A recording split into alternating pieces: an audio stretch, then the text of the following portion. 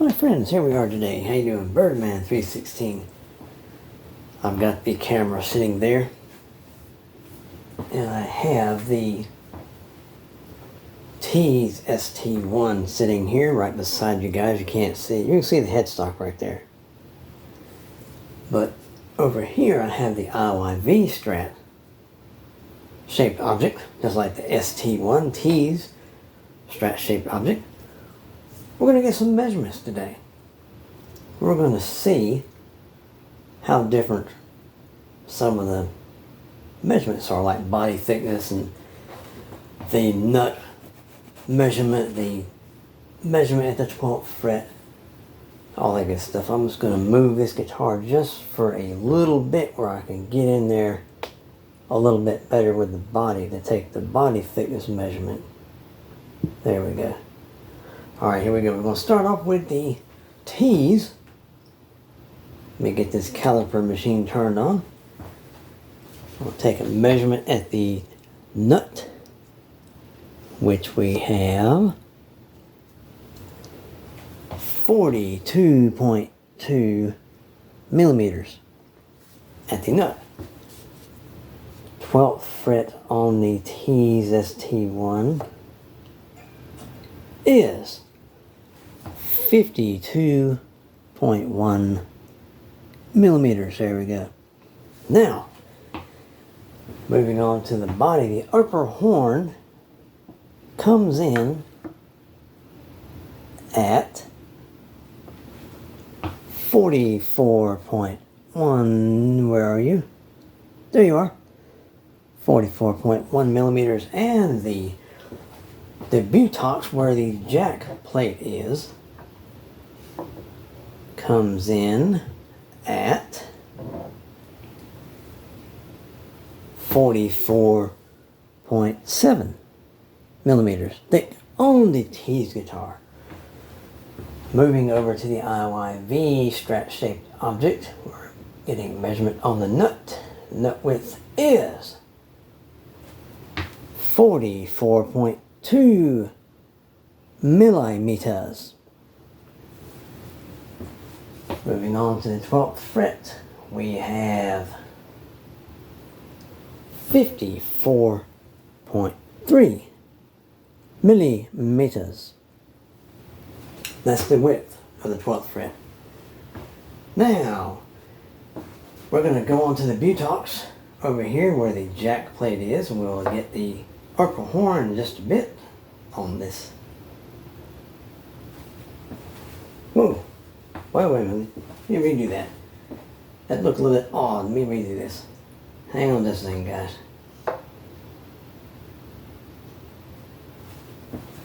I wasn't seeing things.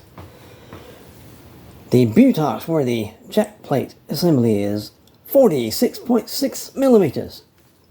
So I would say that'd be a full thickness body, wouldn't you say? Let's move this over here just a little bit so I can get this upper horn measurement. Make sure she's not going to jump off the table. Let me get this measurement right quick and I will show you what I came up with. Okay. 46.7 millimeters at the upper horn on the IYV. So guys, I'm not sure, well actually I don't have any way to put them side by side. Well, I do, but it would take a lot of sophisticated equipment, I guess. A whole lot of jump cuts and everything else like that. Now here's the TEASE right here. This one is, I guess, is modeled after the early to mid 50s when they had the 8-hole scratch plate pick guards, and it's got your maple fingerboard. Moving up here to the IYV, it has a ambered, stained or whatever maple fingerboard, as well as a sunburst body like the TEASE. But this one here, I guess it's modeled after like the 62 because you got 11 screws in the pick guard there. I don't know, it's just weird about this. I don't know, there's something about either this one, well, this one here's got more of a burst on it. You look at it like that. And both of them are bursted on the back. So the TEASE has more of a burst on it than this one does. And let me show you the back side. Show you the back side of the IYV here. It is bursted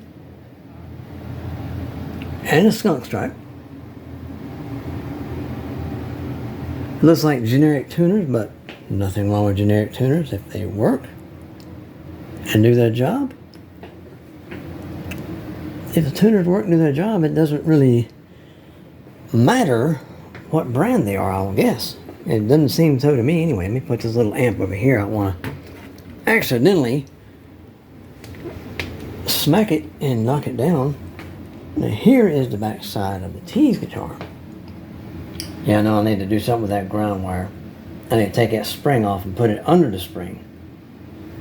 But you notice it has a bursted back well. It has more of a burst on the back side as well. This one does not have a skunk stripe. And it's also got the generic tuners, which, like I said, there's nothing wrong with generic tuners if they do their job. If they feel smooth and to keep her in tune, who cares what kind of tuner it is, right? Now the neck profile on this one, I'm not sure how the measurements at the nut and the 12th fret distinguish anything, but one quick note. This has 2 string trees and this one has 1. Okay, back to this one.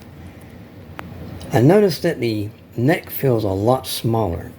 It feels just a tiny bit bigger than your Squier Affinity neck. Now, this one here, this one feels thicker, fatter. It's got more, kind of like sort of a baseball bat feeling, if you will. It feels a lot like the Squier Affinity Telecaster neck. It's got some meat to it. Sure you can see it like that right there.